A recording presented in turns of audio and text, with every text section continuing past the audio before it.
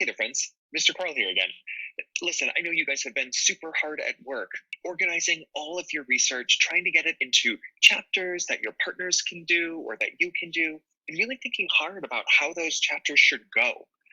Well, one thing that I think can be really helpful after you've decided your chapters and decided who's going to do which one is not just thinking about the structure of the chapter, but also really planning out how the chapter could go first, next, then, and last.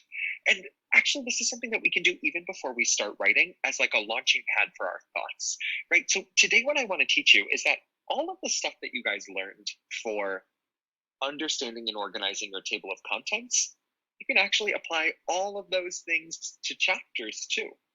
So, one of the ones that my partners and I decided I would be doing for our book about penguins is the penguin life cycle. That was my chapter from our table of contents.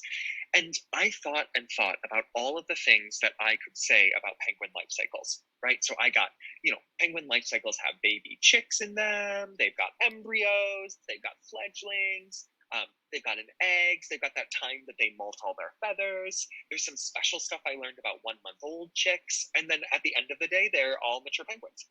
So if I'm going to organize this chapter, just like I organize my table of contents, I might look back at my strong table of contents chart and see if that might help me to think about how this chapter could go first, next, then, and last. So the first thing says have a logical structure, maybe least important to most important, first to last, parts or types or reasons. Okay, well, this is about a life cycle, so I feel like first to last actually might work really well here. So let me see if I can get that done. Okay, it starts off with an embryo, okay, and then maybe the next part can be the egg. Okay, the next part is the baby chick, because they get born from the egg, and then the 1 month old chick. Okay, and then the fledgling, right, when they become like the gray little guys, and then it's time to molt, and then they become mature penguins. Oh, goodness gracious.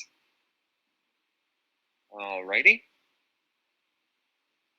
So, oh, so if I have that, okay, so that helps. So now I know kind of first, next, then, and last what happens. But I also want to make sure that I don't make the same mistakes that we can make in our table of contents, right? I have to make sure that these are all equal weight. Let me go back through here. So embryo and egg. Well, I I feel like I have a lot more to say about the egg than about the embryo. Like the embryo is kind of a part of the egg process, right? So maybe I could just say egg, and I could talk about the embryo inside of there too. Baby chicks and 1 month old chicks. Well, when they're 1 month old, they're kind of just like babies, so I'll get rid of that one.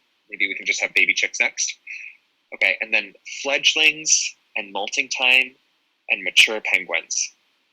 Well, I feel like actually these are all kind of different parts of the process, so I think I'll keep these guys. Okay, so that helped me out a little bit. Let's see if I can do some other things too. What else can I check? I've covered the whole topic, or an angle of the topic. Okay, well, this is about the penguin life cycle. I've gone from when the penguins are in eggs all the way to when they've grown up as adults. So I feel like I have covered the whole penguin life cycle. Check there. And then the last one is don't repeat information included in other chapters. Ooh, okay, so I have to think about my friends. What are they writing about? Oh, well, one of my friends is writing all about the feathers of penguins. I feel like they might want to do this molting time thing in their chapter.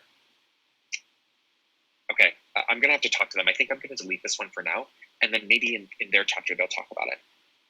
Okay, great. So now I feel like I have a really clear idea of how this chapter is going to go. I'm going to start off talking about the eggs, then the baby chicks, then the fledglings, and then the mature penguins. I'm going to make sure to talk about the embryo within the eggs and the 1 month old baby chicks inside of the baby chick section. I think I'm pretty good to go. Now I can just start drafting, right? And I don't have to think too much harder about it. Did you see how I did that, friends? I went through and I first decided on, look at my chapter, what are the things I'm going to write about? And after I did that, I kind of checked off of my chart about strong table of contents to help me figure out how the chapter could go first, next, then, and last, and made sure it didn't overlap and that things were equal and that there wasn't like a ton of information about one thing and just a little bit about another. Friends, this is something you can actually do too. Could you go into your drafts that you're about to start, and maybe it's the drafts that you've already started, could you just check and make sure, do you have a clear first, next, then, and last of how your chapter is going to go? If you don't, try using some of this work. You might even go back in this video and pause on that chart about your table of contents to help you get better at making sure you're checking to see what's there. Regardless, friends, today is going to be a day where you are organizing and writing. So this part shouldn't take too long. You've got to go, right? Go ahead and get some drafting done. Can't wait to see the result. I hope it's really fantastic. And don't forget, you're not just writing for you, you're writing for your partners too. So make sure that everybody's in the loop about what everybody else is doing before you get started too heavy. Bye, friends. Best of luck with your writing.